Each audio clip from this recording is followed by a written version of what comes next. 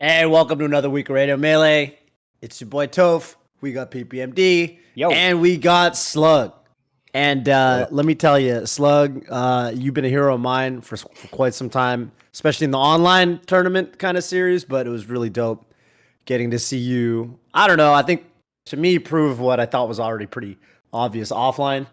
How was your weekend, SluG? I mean, I didn't really get to chat with you at all, but yeah, how did that feel? This was an insane weekend because I've been playing Melee for a while, so I've gone to a lot of tournaments. I don't think any tournament I've been to has ever stacked up to this one, just in terms of like the tournament, and then you're in Vegas, so like you're just in the most insane place on earth. And so the vibes were ridiculous all weekend. So I went from being like really nervous to like really happy, and then just like really drunk at some casino in Las Vegas. I was just like, this is exactly what I wanted from this. Yeah, you gambled your $40 prize money away pretty quickly, I imagine. Yeah, I think I got like a $42 Venmo from Gimmer, and I was like, all right, all on red, let's go. Hey, very nice, man. Yeah. Well, hey, yeah, much like Toph, I mean, I've seen you picking up results in online things for a while, and it was cool to see you offline. And I want to just ask really quickly, you said you've been playing for a while. How long has it been before we kind of dig into the tournament itself? So I'm a doc kid, so I started playing in late 2014. I think August 2014 was when I first started. And I spent 2 years playing Fox. And then in like 2016, I switched to Ice Climbers. What made you switch? This is a funny story, actually. I would play Fox Marth every week at my local, and the Marth was my little brother, his tag is Chum, and he would beat me every week. Like it would be like winners finals, grand finals every week at our local, and I would just lose Fox Marth. And I was like, how do I make this kid as mad as he makes me? I'm just going to start wobbling him. Wow. And then I was like, wait, this character is kind of fun. Like maybe I'll actually start playing them more. And then I just like fully switched eventually. Yeah, so it was originally, so were you winning just with like little knowledge of the character but just wobbling him, or were you putting in like a good amount of time already to do that? I mean, well, first of all, I really wasn't winning. I was just wobbling him to make him mad. Okay, gotcha. But yeah, like, I mean, it was like how a lot of IC players probably start, right? Like they just kind of, they wobble and they get the wins that wobbling gives you. And then like, you got to get past that hump next though. It's like, can you beat people if you can't just wobble over and over? Yeah. So yeah. And then you're in too deep. You're like, well, this is exactly. my best character. Yeah, no, I'm way better with this character than everybody else, so it's too late. Did you ever talk to Infinite Numbers? Because I remember I felt like he had a similar story where I think he started with Fox. Yeah. And yeah. I haven't talked to him a lot about it, but yeah, I remember briefly, like, he always like hated wobbling too, even though it was legal. And he would go to tournaments and like do well, and he would like feel bad about it. So I know that about him. I haven't talked to him personally about it a lot, but I think he's back to playing Fox. He has a different tag now, but I feel like he does well at New England locals again, playing Fox. So he's a good player, yeah.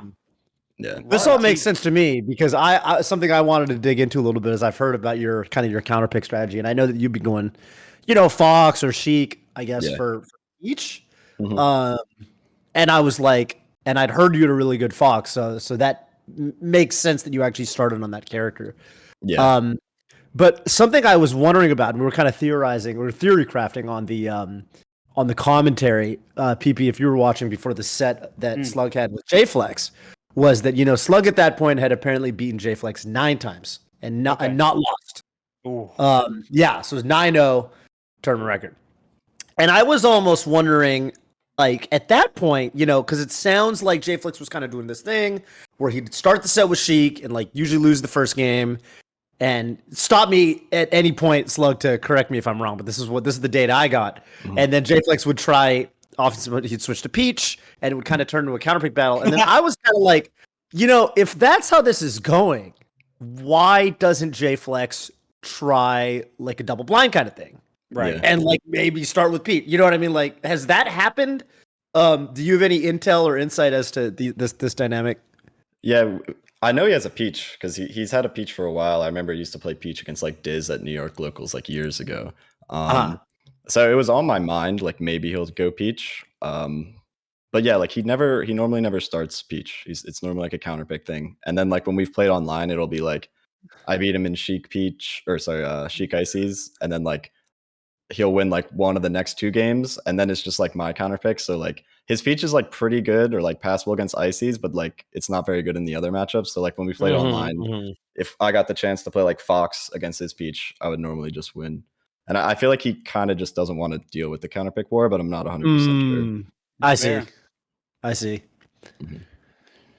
Yeah, at that point, I mean, the only wrong answer is like if you're going into the counter pick war, but you're losing game 1 every time, then yeah, that's the big that's the big problem, because then you need to win game 5 ultimately. Yeah.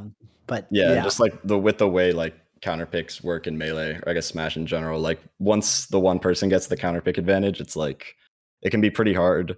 Especially since his Peach just isn't practiced in like other matchups at all. It can be pretty hard for him to overcome the other matchups.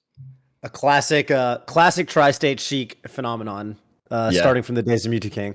Yeah. Something like okay, Swedish, so yeah, Swedish definitely. I think Swedish was the most strong Luigi main. Strong Luigi main. Did you ever play Swedish like in tournament and stuff? Did he ever try to hit you with that Peach? Yeah, he beat me with Peach at like Genesis 6, I think, or something like that. And it's funny that PP said something about Luigi, because right after I lost to him, I had to play Curve in Losers. It was in Losers early, and he like destroyed me in Luigi Ices. And I was for like 129th or something. I like sat in the hotel lobby for like 2 hours. Just like, I can't believe I flew out to this tournament to lose to these guys. Oh man. Yeah, that's a really weird. That's a weird set of losses for a Ices player. Yeah, because Curve, I was expecting to play Swedish. I was not expecting Curve to be there in Losers already. So it was like, I lost the Swedish. I think it was game 3, and then I was like, all right, who do I play next? Hopefully just some like random Falco or something, and it's just like Curve, and he's just impossible to hit. Yeah. Oof. This is something, it's so this is, I think, PP, correct me if I'm wrong, I think this is our first episode having an Ices player on Radio Melee. And there's a lot of things that we could ask you, and there's a lot of things that so many things that I've written down have already come up, so we can go in so many places. Like you, because like like you kind of said, right? We're talking about infinite numbers, and like for example, his views on wobbling. Every Ices player, and I've known, I was really good friends with Diz and Nintendude. I still am, although I guess he's more of a Marth now. And I've spoken with Fly and Wobbles and all those guys. And it feels like everyone's kind of got a different view on various things. For example, like we were talking about wobbling, right? And how infinite numbers just doesn't like it. Yeah. And he like didn't even feel good getting those wins. But before I even get into any of that stuff, something I wanted to ask you was like, do you, and I think I'm especially wondering this as a commentator, but I was watching some tournament, I think it was an online event, and someone was talking about in Twitch chat, someone was like, man, it sucks how whenever there's an Ices on the screen, all the commentators can talk about is the history of wobbling. And I was like, that's a kind of a good point. Like wobbling definitely, even though it was banned several years ago, it still kind of over centralizes the, people like Ices come up, right? And then people like want to talk about wobbling because it's like, it's still kind of a hot button topic for some reason. Does that like annoy you as an Ices player? Like, do you kind of wish that there was like, that the conversation moved on to something else? Or like, how do you feel about that, I guess? Yeah, I guess a little bit. I don't mind like, like just little things here and there, but there are times when I'm rewatching a set and there's like every time I get a grab, they're like freaking out because I'm not wobbling, right? Even though it's been banned for like 2 years. But at the same time, I get it because like everything around the Ices meta for so long was just like in all the discussions about Ices, when you would watch Ices play at like a high level, it would just be wobbling. That was what it would came down to a lot of times. Especially since like the top Ices for a really long time outside of like Fly, Manita, and Wobbles, I guess, were like, I mean, that was kind of what they did. They wobbled a lot. They were really good, obviously. But like, Chu's run in like 2017, where he was like top 10 in the world, there was a lot of wobbling going on during that. Yeah. So it's like, it doesn't annoy me that much, especially like with commentary stuff. Commentary is also really hard. Like, it's hard to like just come up with stuff on the fly. But like, I definitely went on like Reddit today, and there was like so many people talking about wobbling. I was like, man, I haven't wobbled in a tournament in like 2 years. I don't know why it's like so hot, such a hot topic still. Yeah, that makes total sense. I mean, it's the kind of thing where like, I don't know. The way I've always kind of seen it as like, it's the sort of thing where as the Ice Climbers player, like, you know, it feels like there's still a lot of matchups. Like, obviously, I mean, you be saying this weekend, and obviously with fast followers, there's still plenty of punishes you can do. But I've always sort of felt like the real place where wobbling is like really helps the characters. Matchups like Peach, matchups like Puff, obviously, where you're not going to get much of a punish in other spots. But it seems like you've got counter picks for those matchups anyway. So do you feel like it matters less to you? You know, just since you're not actually just a solo Ices player. You've actually got other characters. Yeah, I mean, I definitely think it overall matters a little less to me because, like, there's so many. It's like you said, there's so many characters, so many matchups where like you still hit them really hard no matter what. So even if you don't get like an actual just straight up 0 to death, you're still getting like a chunk of like 50 plus damage, which is still really good. And like also like even in matchups like Marth, you don't like Marth's kind of floaty. He's not a floaty, but you know he's getting there. A lot of like my game plan around fighting Marth is just like playing a neutral where like when he wins neutral, he does like 10% from just a random move, and then like when I get a kit, I get like a grab or like a blizzard that leads into a grab, and I do a ton of percent. So like yeah, like I have the secondaries for like the really weird and just bad matchups, and then like the ones like Marth that are like were generally considered like pretty losing. I feel like I switched just like my mindset on them a lot when wobbling up in. That makes sense. And you kind of like Ices more, at least when you were considering a character to pick up for Chum. And by the way, I did see you using the Chum tag on stream. Yeah. That was kind of cool. So when you were, because you know, like Nintendo, for example, like he plays Marth now, and I know that he hates. Yeah, I talked to Ices him about it Marth a little bit at SmashCon actually, and like Okay. we have a lot of different, just like what we like, what matchups we like are like very different. But like Oh, Marth, talk about that. oh, I think Marth was like the big one because we were actually sitting on a setup with Logan. Okay. And so we were just like playing a 3-man rotation, and like he would watch me play and then be like I would do something and be like, oh, I didn't think about that at all. And then later that weekend I lost to like no fluxes, and like somebody came up to me and was like, you got to watch Nintendo versus Ganon or something, or like watch Nintendo versus Kage at this tournament. And I was like, damn, I wish I got the opportunity to talk to him. Trade. I gave him some of my Marth stuff. I wish I got some of his Ganon stuff. His Ganon stuff. Yeah. I do remember talking about Ices Ganon back when we worked at Twitch. It just came up and I was telling him like, you know, we are talking about because he was already sort of thinking about maybe switching characters or whatever. And I was like, yeah, isn't like, you know, even Ganon's like kind of hard. And he was like, no. He's like, Ices whoops Ganon. He's like, it's like Ganon sucks. He's like, even Sopo arguably beats Ganon. And if Sopo beats Ganon, that's crazy. But I agree with like the Ices beats Ganon thing. Yeah. So he's always that's a good point. I remember that one. He's always been really big on that matchup. I guess it makes sense. I mean, you've got ultimately, I mean, if you get hit, it's really bad, but up until that point, like you've just got so much better ground control than Ganon does. But that's pretty cool. Like weird stuff that's like safe that just seems so unsafe that Ganon does to like Ices, especially on their shield, like forward smash and stuff that like you just can't punish it out of shield.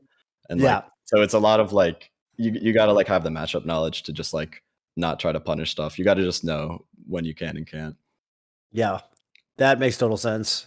All of the Ganon little tricks like that, like, oh, I got hit, and I'm, you know, I sure hope my opponent doesn't, you know, try to overextend this combo to me, and then they double jump stomp, and then they kill you. It's like, okay. So listen, I just wanted to, before we get to, you know, we're about to get some callers in here. And if you're watching on Twitch right now and you're wondering, hey, how do I talk to these people? Because, I mean, I'm sure that a lot of people have a lot of questions and a lot of hot takes coming out of Double Down.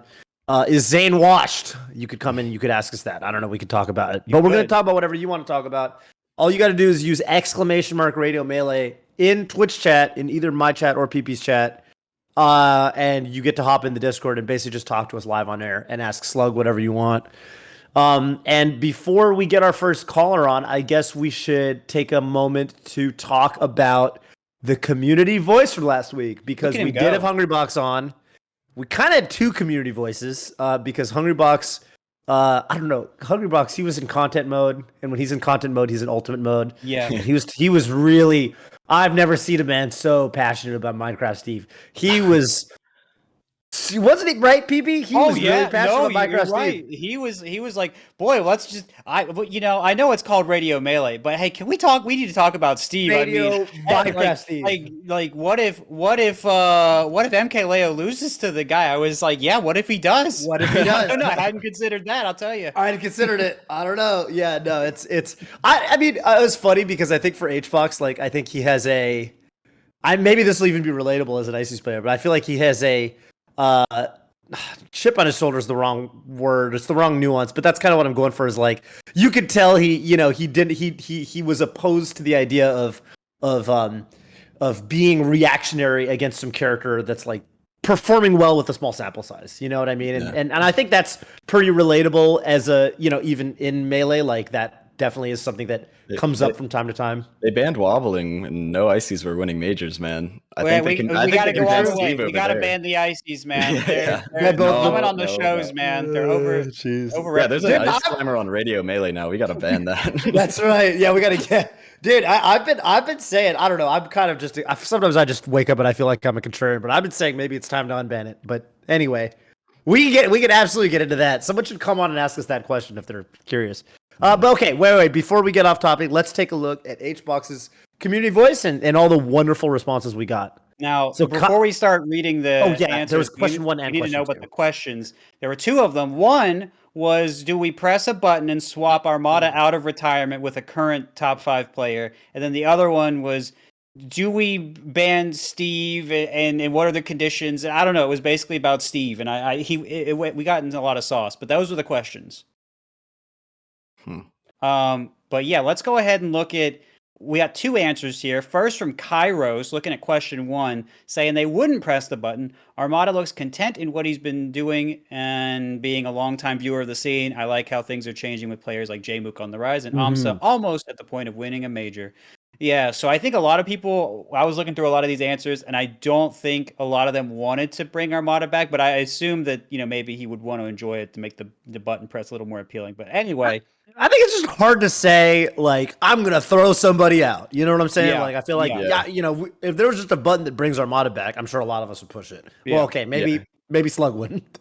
Maybe not. I think he's happy in retirement. Like he's having a good time. Running, his view count's popping. He's cosplaying Mario. Let him do his thing, Yeah, I agree. Mostly because I did not know that. It happened the other day. But yeah, nice. For Pyro's second answer, a little bit longer here. I think a ban on Steve wouldn't necessarily depend on MKLeo losing to one of the 15 or 16-year-olds taking majors, but just by how many tournaments these random Steve players win with counter meta not being able to stop them.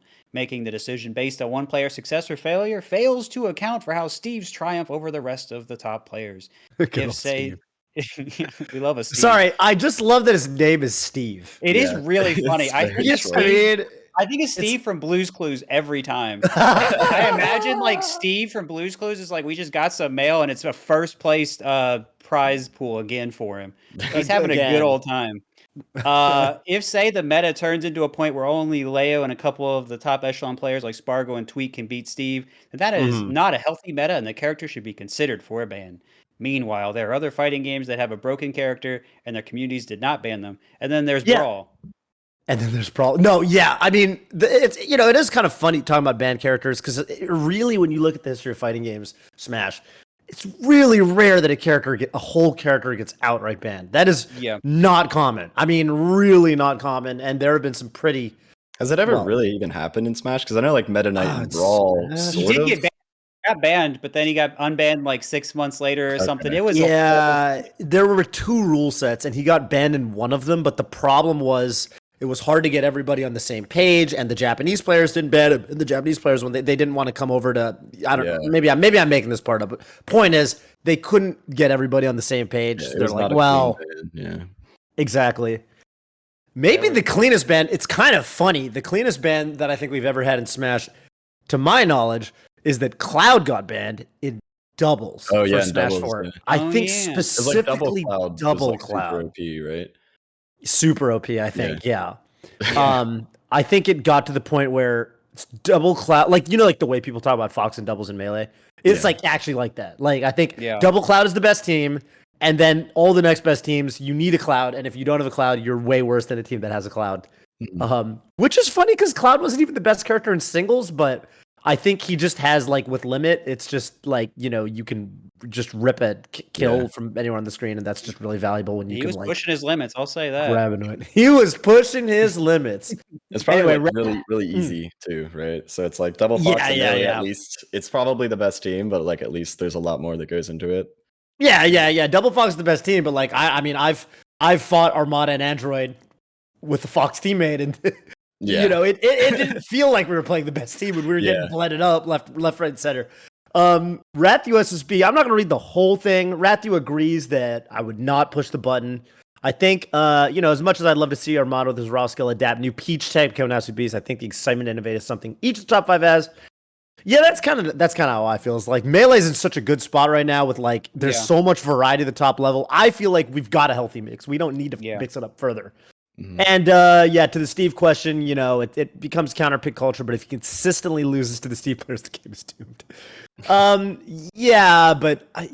think that, and that's kind of my thing is like I just don't know if one loss isn't gonna. That's one loss is not going to be enough to justify a ban. And I think that I will say with the ultimate meta, just kind of being an onlooker for that game, I will say it is actually like part of the reason this even comes up is because it's actually a really balanced game. Like no one can really agree on the top 5 at all, really. Like there's all kinds of and even without the patches, there have been characters that have moved way up and way down.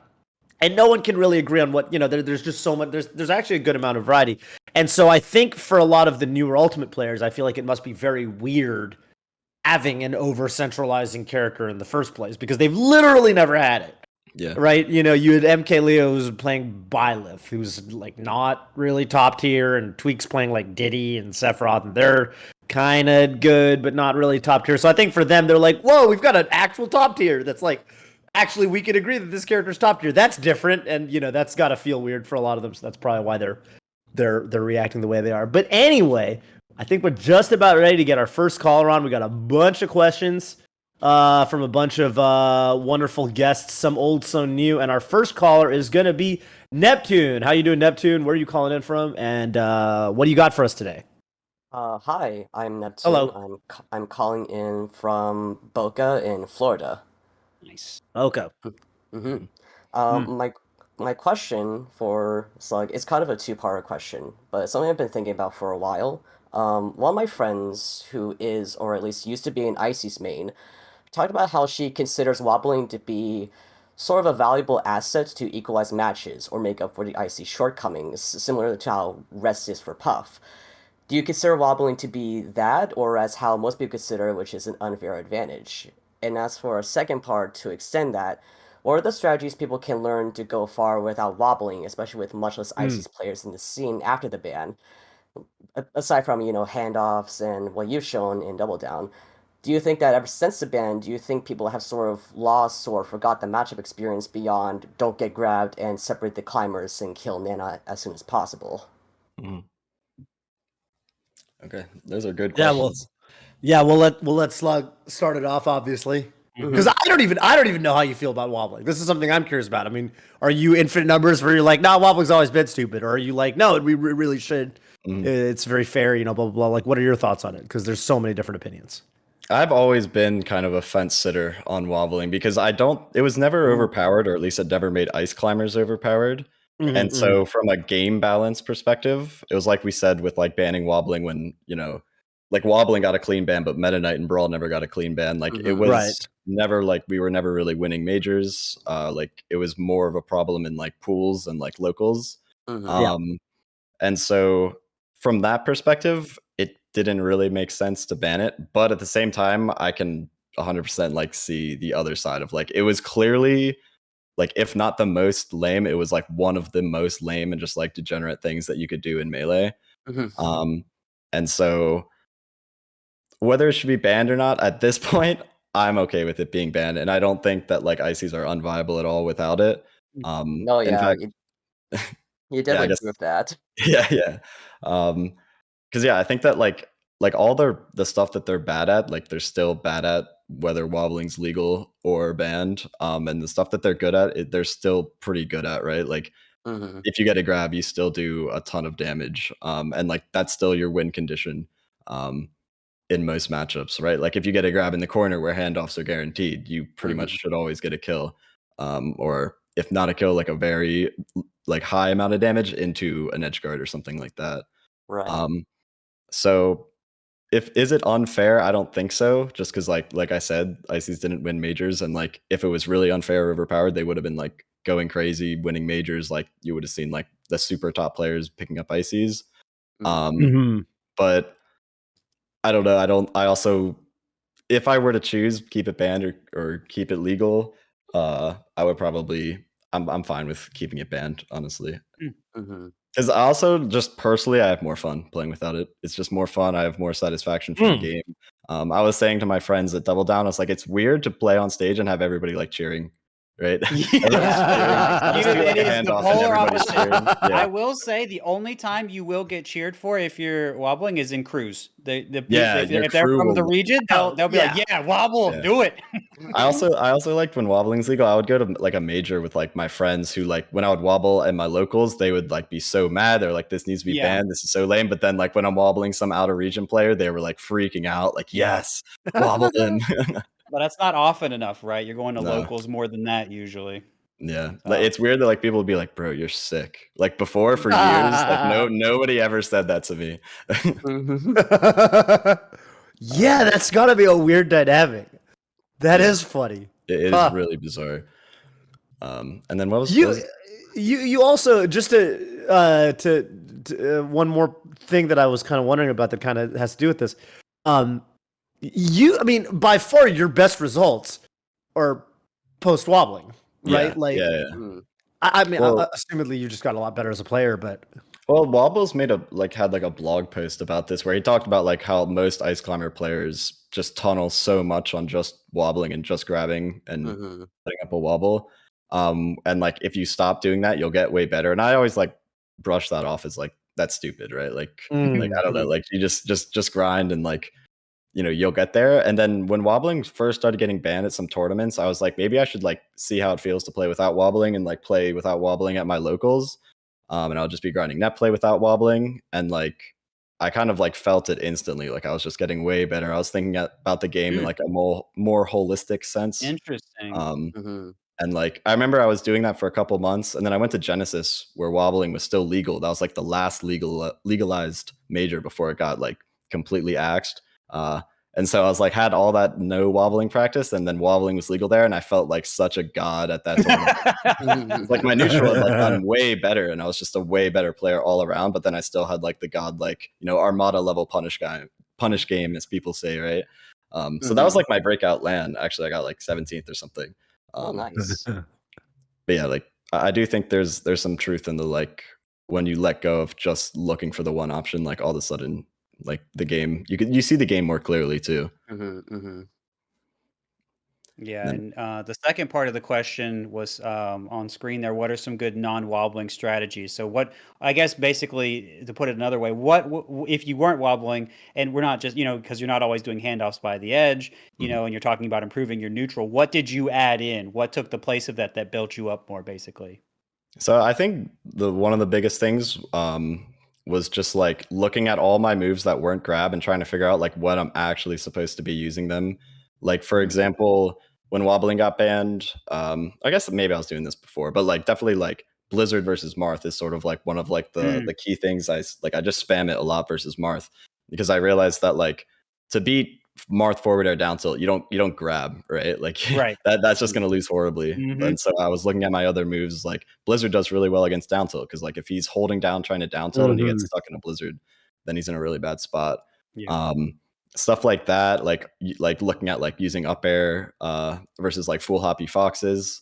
Like you're not going to get many grabs versus like a fox that's just always in the air full hopping, but you can look at your other move like up air and like actually start to call that stuff out. So I think things like that were really big, just like trying to have like a more balanced approach to the character. And then like when you do, get your grab, get your like handoff set up, then you can still do what and like, get a 0 to death or whatever. Right. Like when Obviously, like Double Down was like the first time I've ever actually seen like an Ice Climbers player like play post wobbling, and I did not really know what to expect.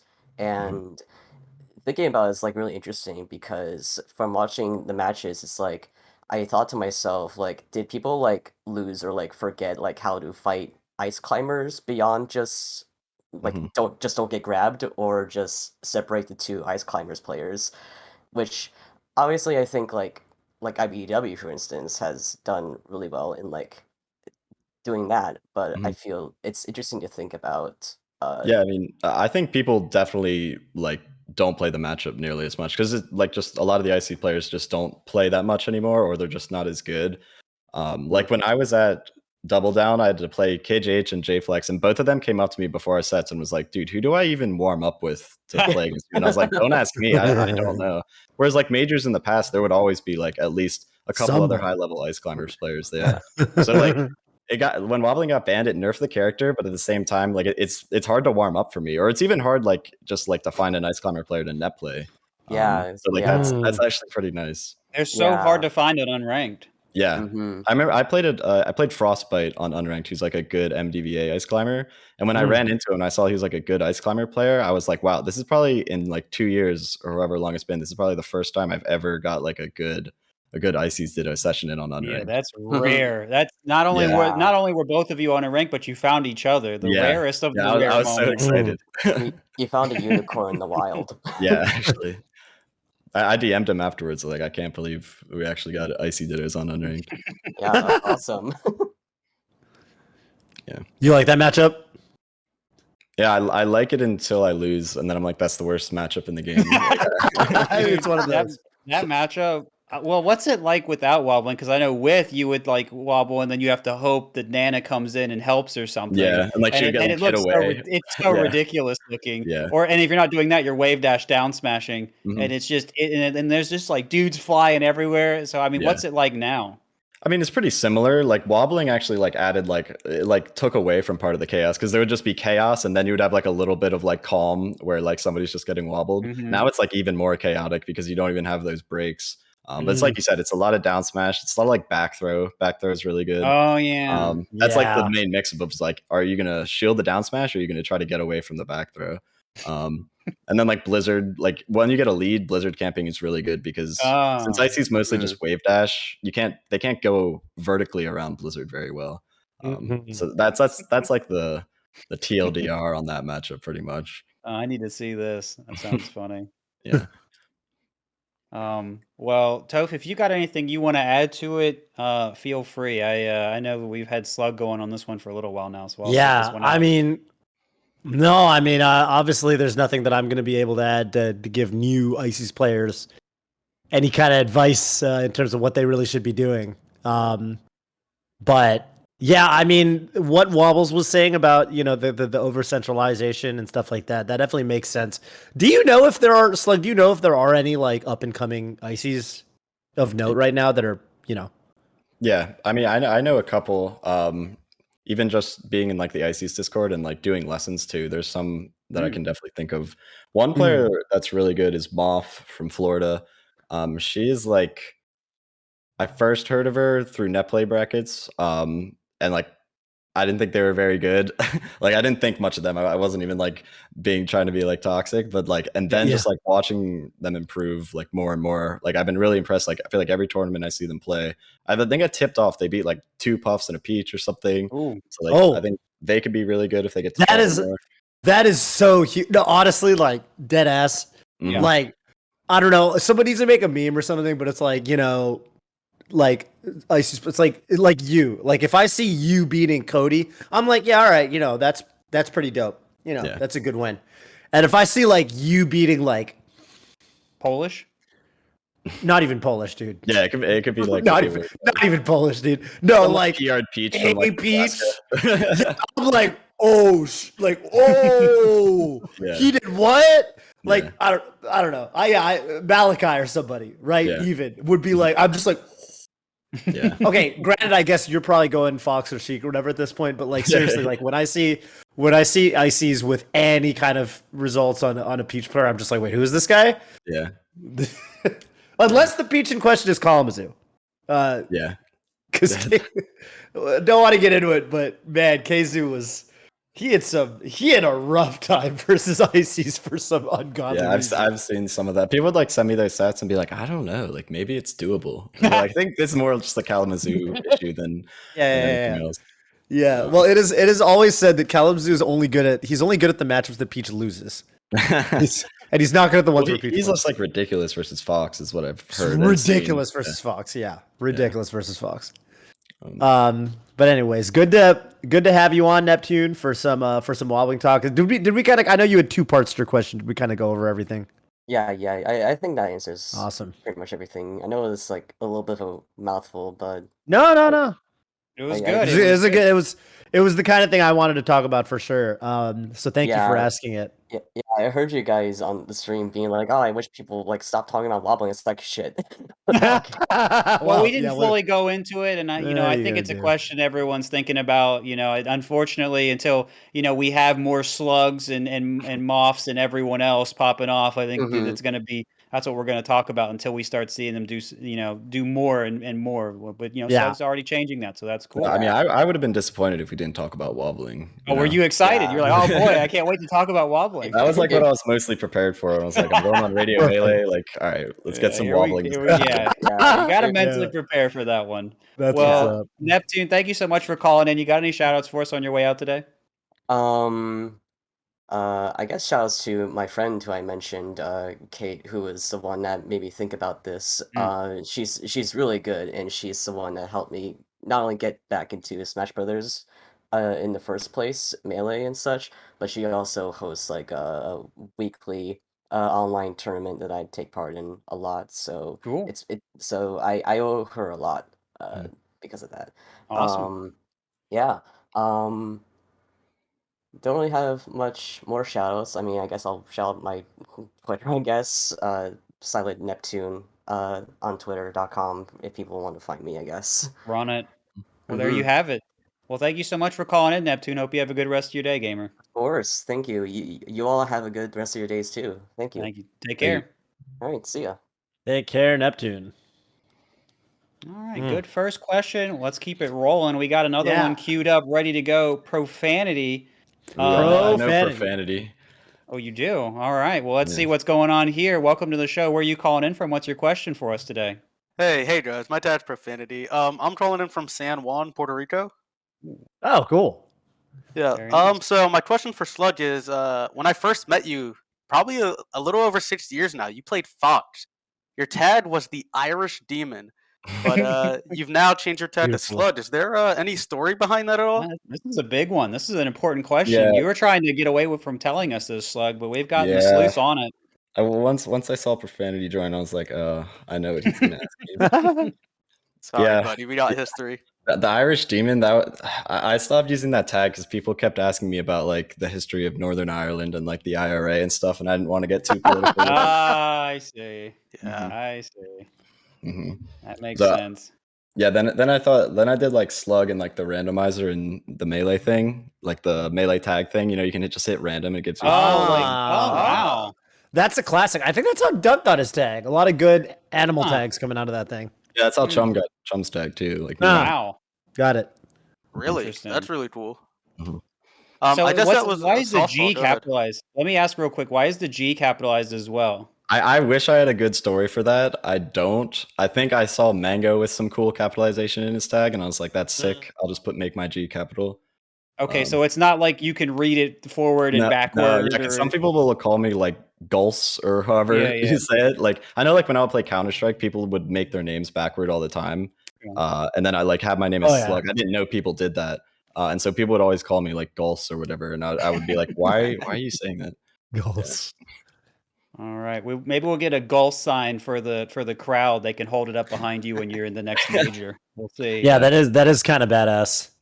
It's funny. I was commentating someone's match at was it Gommel? Maybe it was no, I think it was CEO.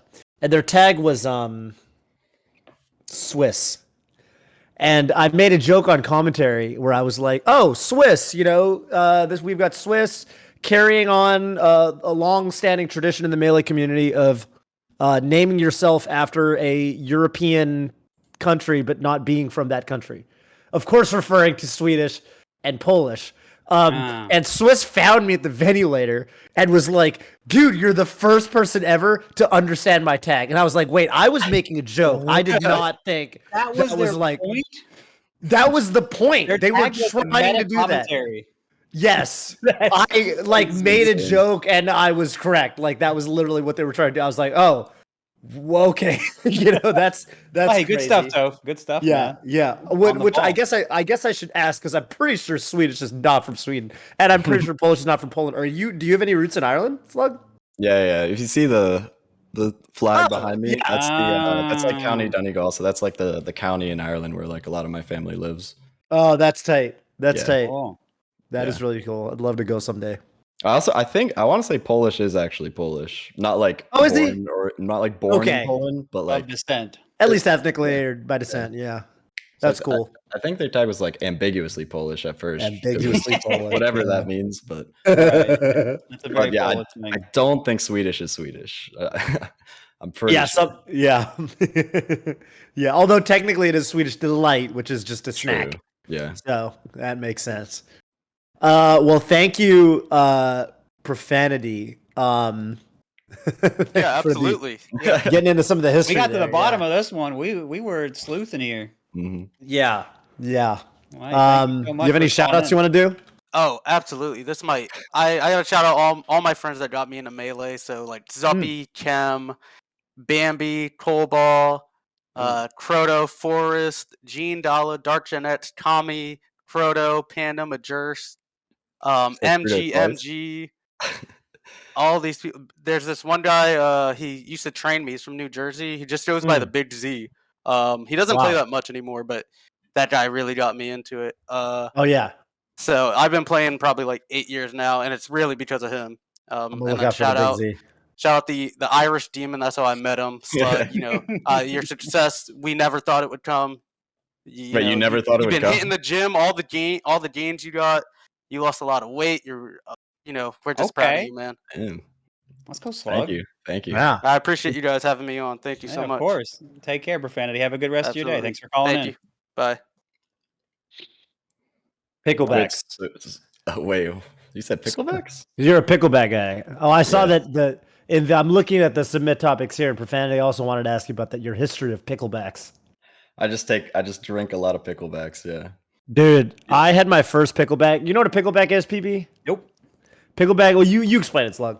A pickleback. I mean, it's pretty simple. It's just you take a shot of whiskey. I mean, people do it with other liquors too, but normally it's like, traditionally it's a shot of whiskey and then just chase it with a shot of pickle juice, which sounds disgusting, but the pickle juice like chases the taste of alcohol, or it cuts the taste of alcohol like really well, so like you don't have that like post shot like disgusting taste. Okay. And shit. Dude, so, like, I had my first pickleback a couple months ago, and yeah, they're great. Full cosign on them. I found a bar near me that actually just kind of has them.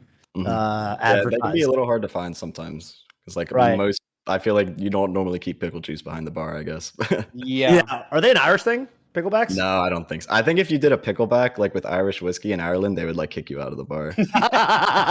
You're probably right. You're probably right. Well, it's some major down the line, SluG. We'll do a pickleback shot. I'm so down. Let's go. Looks like we're ready to get our next caller on. We got Punter. I hope I'm saying your name correctly. Where are you calling in from, and what do you got for us today? You did say it correctly, and Nice. I'm calling from Washington. And my question for you guys today is, since I saw that SluG said I don't know if he actually said this, but on Twitter, someone said that he said the Marth matchup was even. I just kind of want to get your opinion on that, and like, how can I play around Marth? And I also want to ask PP how Marth can play around Ices. Just like everything about the matchup that you guys want to talk about. Nice. I'm glad we're getting this question because I also wanted to hear about this. This is a good one, right? Because I mean, you beat Kadoran and Zane, last weekend, right? I mean, those are the Marths. So you beat them both, and that's a big thing. And I think a couple of years ago, everyone was like Marth's unbeatable, and all this. And now here we are 2 years later, and Ice Climbers out here. So yeah, it's an interesting thing, and so I'm very curious what you think about Ice Climbers versus Marth, and then the the strategies for it and everything. Yeah, I mean, this is my favorite matchup just because, like I said, my little brother played Marth. So I'd play to get Lot versus him. I'd play Stango at the Philly locals because he was the best player in Philly for a really long time. And so I would just like always lose to those guys. But I also like while I was losing to them, I was just getting a ton of hours versus Marth. So that's like kind of part of why I'm really good against Marth. And it's like you said, at one point I definitely did think it was like unwinnable or something, and I was like, maybe I'll go back to Fox for Marth or something. But yeah, like sometime in like late 2019, I kind of started really like piecing together my game plan versus Marth. I sort of took parts of like a lot of different IC's play. Like Iz, for example, has like amazing, just in general, amazing like desyncs, like blizzards and ice blocks in general versus Marth. And then I took like choose like crouch cancel game and stuff like that. That's how I kind of made my gameplay, which is a lot of like Blizzard and Ice Block, so the Marth's really uncomfortable on the ground. He doesn't want to like spam down tilt and short hop fair. And then when he does land, like crouch cancel like constantly, unless like because obviously there's some stuff you can't, but like especially versus fair, which is like his 90% of the time he's trying to land on you with a forward air. If he doesn't tipper it, you can like CC dash grab like a lot. And so yeah, a lot of my game plan is just making him really uncomfortable, like right in front of you, because he likes to just stand there and spam his zoning moves. And then make him jump to where he's either vulnerable to like an up air, or when he does end up landing from that jump, you can punish his landing. So that's a lot of it. And do you think Icy, like regard, like, I mean, we're talking, we'll say peak human, or we'll say, where you think humans can realistically do it right now. Think about it that way. And what do you think about Ice Climbers Marth if we're talking about Marth having similar awareness to Ice Climbers? And what do you think that matchup plays out like? Do you think, because I think you might have been saying in the beginning that it was still pretty heavily losing for Ices, but just to kind of get the official certified SluG opinion on the table, what are you feeling about that matchup if both players are pretty aware and skilled? Well, I definitely don't think it's heavily losing for Ices. I think it's Okay. like almost even, or like maybe still slightly Marth favor. I think like one thing is like Marth just needs to grab way more than most Marths do. That was something Kadoran did in our set, because Kadoran almost reversed 3-0'd me, and a big part of it was just because he started grabbing so much. So it couldn't just like crouch cancel or shield everything offensive that he tried to do. So even with Nana around. It's good because when his you throws are forward really throw, fast. you can throw and then you can knock them into each other, and that's right. Got it. That makes sense. But yeah, like that's I think the spacey trick too. That's the spacey trick, is you grab them. The Spacey's have amazing throws. Yeah, right. Yeah, like down throws from Spacey's. Falco's down throw I know is crazy versus them, but I think there is some counterplay to that they've come up with, because I know that got phased out a little while ago. I mean, you can just like outspace, like especially if you grab Nana. Like a lot of times you'll get punished by it. If you grab Popo, it normally goes unpunished. I see. I see. But yeah, like in terms of Marth Icy's, like if I were to give a number to it, I'll pretty much say 50-50. Like maybe slight Marth favored, mostly just because he's like still like a way better character. But it's also like you said, where like anytime I play a Marth, I'm just gonna have way more hours and like way more experience. And so like Zane like obviously has experience in the matchup, especially back when Wobbling was legal. He would like have to play like Chu and Army and Nintendude and those type of guys at majors. But yeah, like now there's really way How less. How long's it been, right? Not a lot of good. Yeah, exactly. And like similar thing with like any Marth. It's not even just Zane. Like any Marth just isn't like, unless they have like a secret IC's practice partner, which probably I mean they probably don't. Right. Right. That's a good one. Yeah. And then the last thing just about that matchup is like a lot of people will say like risk reward as like just sort of a general term in Melee or fighting games. And I think if there's one matchup that like really exemplifies like risk reward in Melee, I feel like it's this one, where like Marth doesn't have to take a ton of risks, but like his reward for playing that way is always going to be so low versus like a floaty like Icy's, as long as they're like crouching when they need to crouch and like DIing properly. Whereas Icy's, like their reward is always going to be higher. So even if like they're losing neutral like 5 times in a row to like a down tilt or like a forward air that doesn't combo into anything, like that's fine, because like your next reward is going to be way higher than the Marth's. At least if you're playing it properly, I think. Well, that makes total sense. Yeah, so I'll talk about it a little bit from the Marth end. I won't spend as long here, because I think the questions are a little more directed for you. But I will say I think Marth still solidly beats Icy's, and the reason, my reason for that is, let's say Marth is hitting those 5 down tilts before Ices is getting an opening. In my view, that's going to automatically desync them. And and there is still, even, when I was watching you play Zane, I still saw so many times where, you guys might be desynced and you would spend some time waiting to resync with Nana before you did something, but Zane wasn't playing on that a lot of the time, just as one thing. And I think, when you see someone with experience playing with ICs, they're going to take that one kind of desync and they can turn it into something much bigger. Maybe a second down tilt, or maybe they just pressure your shield and now your shield's up so you can't crouch cancel, or maybe one of you shields but the other is not because they're desynced, and so then it's just a mess for ICs in a lot of situations like that. So I think Marth down tilt is just absolutely bonkers versus ICs. I mean, that's not anything you don't know, but I think Marth can push that in a really strong way and on their shield. And I mean, I think roll out of shield is one of the best things ICs can do when Marth starts getting set up like that. So I think that's just not a great thing for them. And something they have to start doing then is like jumping over, or if they or again, this is assuming Marth can get set up right, but and I think he reasonably can in a lot of scenarios, but they have to start jumping over and making reads like that. And I think that when you start talking about a character having to make big risky plays like Icy's going for fair or bear to get around a move, because otherwise you're just wave dashing and backing up and hoping I can get this blizzard out or whatever.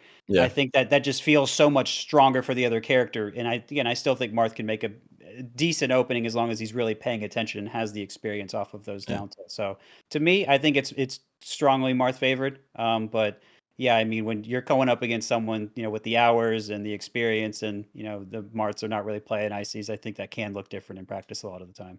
Yeah, I think you make a good point too, like sort of saying that like about like pushing your advantage and like potentially like playing a little more aggressive in some spots. Like that is, I think, like it's like I said with like utilizing grab a little more. Like a lot of Marths, at least if they're not super experienced in the matchup, they don't want to ever do that, and they only want to play the game plan where they're just trying to zone all the time. So yeah, I think that like the matchup does get a lot harder when they have that defensive stuff, but they're also like pushing their advantage. And when you have them maybe not even in like hit stun for a combo, but like you said, like desynced, and you can actually like go in there and properly open them up. Like yeah, I think that's stuff that like more Marths need to do for sure. Yeah, it's very gross, and I feel for ICs when people start doing that. But yeah, I mean, that's my view on it. And certainly not discrediting SluG's view. Very smart man. Did wonderful things in the matchup this past weekend. But yeah, I think I think something that I do think is kind of interesting about Marth versus ICs, or some of his other matchups too, is he can't spam movement in it, but more importantly, almost he can't. It's like he doesn't just get a bunch of like dash back grab or silly Marth stuff that he can sometimes get in other matchups, and I think that's why Marth players can be like, oh well, why do I have to do this? Especially like slippy Marths that just play against like Falco all day, right? They're Right. just You're like, oh, why can't I take ice block and dash back grab them? Why are there 2 of them? This is so stupid. And so I think matchups like ICs and like that are good for the Marth players' development. So I'll say that too. Yeah. And certainly ICs are going to keep them a lot more honest now, it sounds like. So that's great. It's funny, SluG, when I was kind of listening to the way you were describing how to play against Marth, it really reminded me, for some reason, like the options you were describing and what to go for when, it kind of like reminded me of like the way one might talk about ICs versus Sheik. Yeah, I think there are a lot of similarities. I think it's like, so I play like somewhat similar versus both characters, just that Sheik is way easier. Is that just because you hit her? Yeah, you hit her way harder, and like, oh man, and she is even worse against like she's even worse at killing Nana. She's pretty much just as bad at like starting big combos versus ICs, because she can't grab versus ICs. Her throws always get punished. Whereas so like you can just like, when I have a lead and like I'm at a high percent where I can't even crouch cancel, I'm still just gonna spam shield, because it's like maybe I'm not getting a hit from it, but like they're not hitting me and they can't grab me out of this. So like yeah, I think like I do play those matchups pretty similarly. It's just that like the punish game is way better on Sheik, and then like her punish game is way worse, and so it's pretty bad for Sheik, I think. Okay, that makes total sense. Yeah, that makes total sense. Do you play a punter? Do you play either of those characters? Do you play Marth or do you play Ices? No, I play Fox and Falco. Okay. But I like hearing about matchups that I don't play. I think it's really interesting, just because it's like a perspective that you don't really get. Yeah, for sure. Mhm. Well, I think we did it justice here. Marth Icy's real interesting matchup. I get the feeling we're going to be seeing more of it as long as SluG continues to travel. But yeah, thank you so much, Punter, for calling in and asking the question today. You got any shout outs for us on your way out? For sure. Shout outs to Fundy. He'll be watching this. And shout outs to Q. Very nice. Very nice. Good answers on your parts. You guys are all legends. See ya. Thank you. Take care. Thank you so much. All right. So I'm looking over. Let's see. Looking over kind of, there's so many things I could ask you still, things that are kind of not looked at as much. But you know what? I think I'm going to talk about something that has only kind of come up, but I've been noticing a kind of theme lately for certain players coming out. And I think we're getting a lot of players from tri-state area, again, New York, New Jersey, Pennsylvania, coming out and making more waves lately. And I think, Polish also from Pennsylvania. So I was kind of curious, what in your opinion, do you think there are more hidden bosses out there that just aren't known yet that are kind of in your state or in those surrounding states? Because I feel like people talk about that sometimes and it doesn't always come out. But is there anyone that you think is like that? Do you think that area has been harboring secrets for a while and it's finally coming out now that we've got offline back and people have been grinding net play? What's your take on all that? Yeah, I mean, tri-state has always been like, I feel like a region that's like really deep. Well, one, just because like population wise, there's just like so Yeah. many people there. Two, I think that like the way that people would talk about tri-state melee with like these East Coast like New York Foxes, they're like super lame, like they're super defensive. That play style has now become like normal across the board. And the fact that those guys like are just like down to play like that, they probably like got better and like understood that style like before a lot of other people have.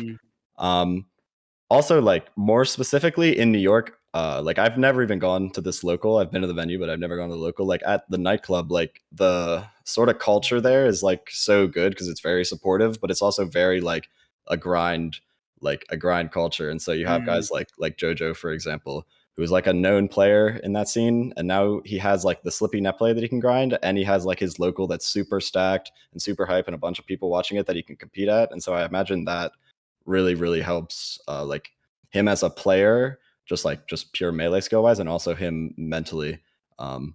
Because like where I live now, I don't have a local. I'm sort of in the middle of nowhere in Pennsylvania. And I kind of wish I had that type of thing where I could go to my local and play like a stacked local that's really hype and like a lot of people are watching it, because it's really good practice for when you go play on stage at a major. Yeah. Because I was definitely feeling like the stage, like whenever I was up there, I was like, man, like I haven't even like played like a LAN tournament, like let alone on stage with like a bunch of people watching in a while. So and you still beat all those guys. So yeah. Did you feel any on that note, something that I was kind of wondering about, did you feel any pressure in that regard? Because I know that like for some melee players, they kind of, people kind of bum out about, it's like, man, I've gotten these really good wins, really good results online. And I feel that, playing at my peak, with even people that I've beaten in these online events, I could be ranked really, really high. But since I haven't quite translated that to offline results yet, I feel like there's players that feel a certain amount of pressure to perform where they're like, like I know I can do it, but I'm until I get those results offline, I'm going to be unrecognized in the rankings or what have you, right? Mm-hmm. Did you feel a certain amount of pressure going into say Double Down or anything like that, where you're like, man, no, I can do this. I've beaten players like this before, obviously, but you kind of, what's your mentality there like? I don't know, because I know some people only knew me from online, but like I've just been playing tournaments long enough before online that I never considered myself just like an onliner or like a slippy kid. So I never really even thought about that.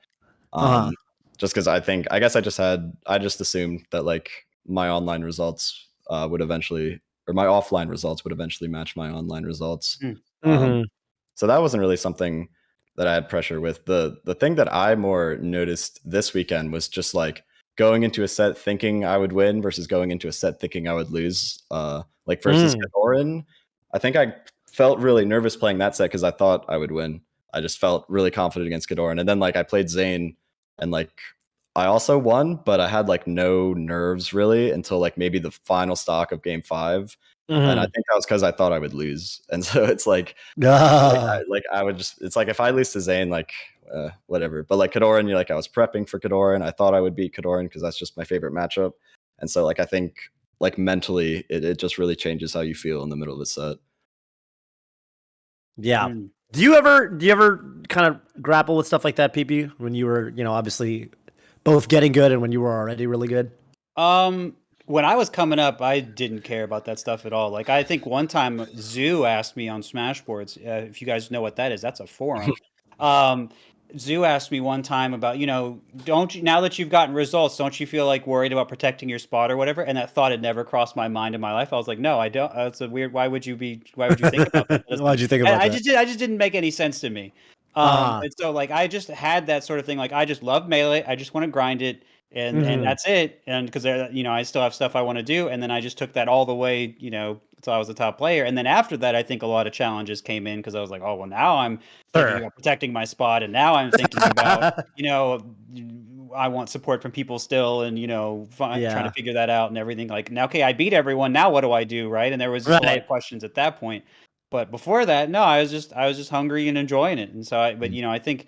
Now I think it can be really complicated. Actually, I think it's more complicated now because you have social media, you have people like telling you how sick you are all the time or whatever, and that just messes with your head, Yeah. And so like you've got to figure out how to ground yourself, take the support and the hate and do what you can with it, and figure that out. So it is a challenge for that, but I think SluG's someone that's navigating that fine. I guess it's not bothering you too much. Well, it seems like. Well, the one other thing too that I think like it's existed for a while, but it's like super prevalent now is like sort of rankings culture in Melee. Oh, Like good. right before Double Down, a bunch of people were streaming their like top 50 for the summer Yeah. ballots, and I was like watching these streams like going into the major. I was like, this can't be good for my mentality going Dude, into. those are the last streams on earth you want to watch as a good player.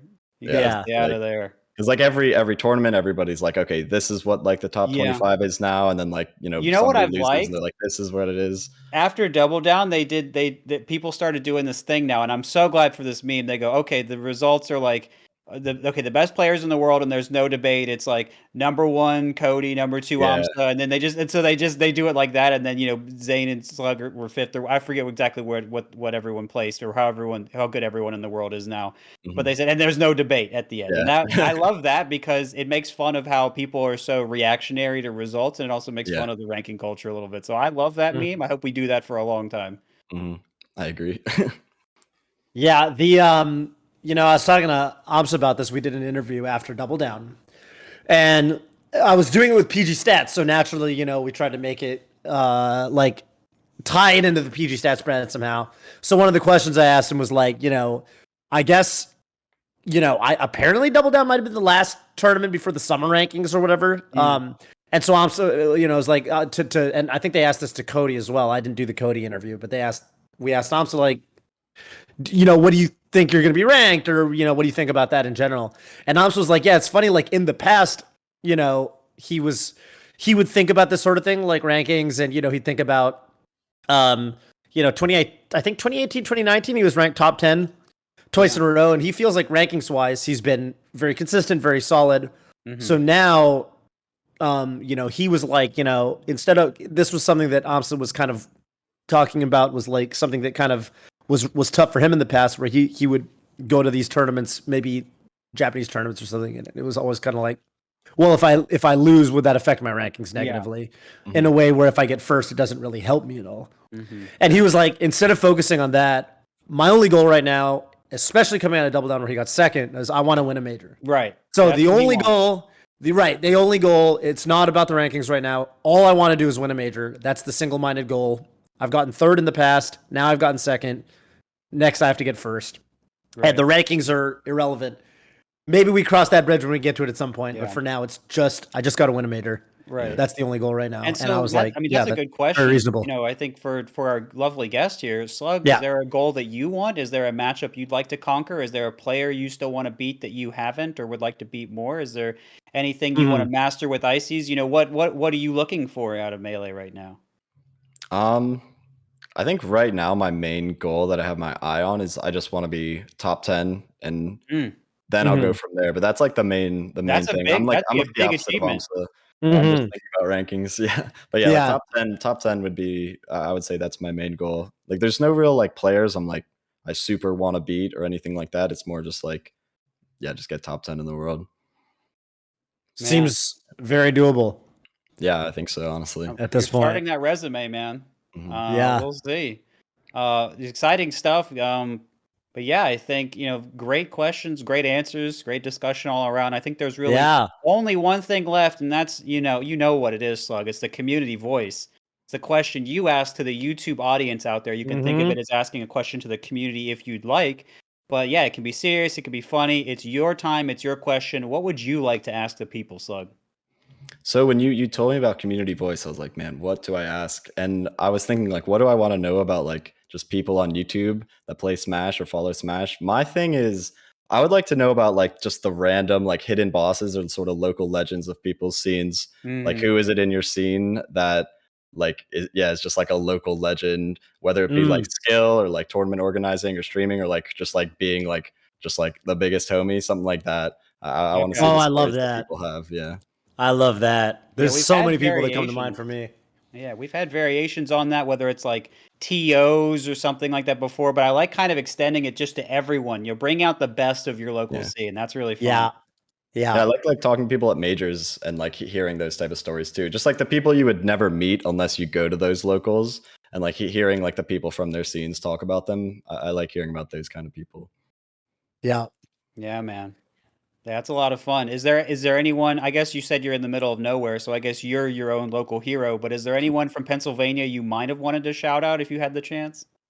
Well, yeah, I mean, there's definitely some people. When I still lived in Philly, there's a bunch too. But first, Gene Dalla, who is like a big Philly TO now, and he also runs Brotherly Love Esports, which is my team. And like so he helps me get everywhere. He makes the Oh. best ribs, That's best tight. barbecue. Yeah. Wow. Strong That's sponsor. that's my local legend, my local goat. Nice. But yeah. So yeah, like if I was answering that question, I would probably drop Gene Dalla in there. I gotta figure out. I wonder what his Twitter is. I forget Gene what his Dalla. exact. I think it's just at Gene Dalla on Twitter. Very nice. Yeah, shout out Gene. For sure, man. Well, hey, it's been a lot of fun having you. A lot of great insight. Yeah. Learned a lot of cool stuff from the Irish demon himself. Yeah, And I've had a blast. yeah, man, it's been a good time. Thank you so much for coming on. Mhm. And thank you so much, Toph, for holding it down. Really do appreciate that, man. And thank you guys out there for calling in and listening and everything else. I'm not And sure everyone listening, everyone listening on the Spotify and everything else as well. I know our audio listeners out there. I know you can't see us, but you can hear us. We appreciate y'all too. For sure, for sure. We're not sure when the show is going to be coming back for sure. I'm going to be going on a trip. I know Toph's going to be traveling. We'll Everyone's tweet it traveling. out. We'll tweet figure it it out. But just so you guys know, there may be a little bit of a hiatus. We'll figure it out. Stay tuned to the Twitters. That being said, thank you so much for tuning into this episode of Radio Melee. We are signing out.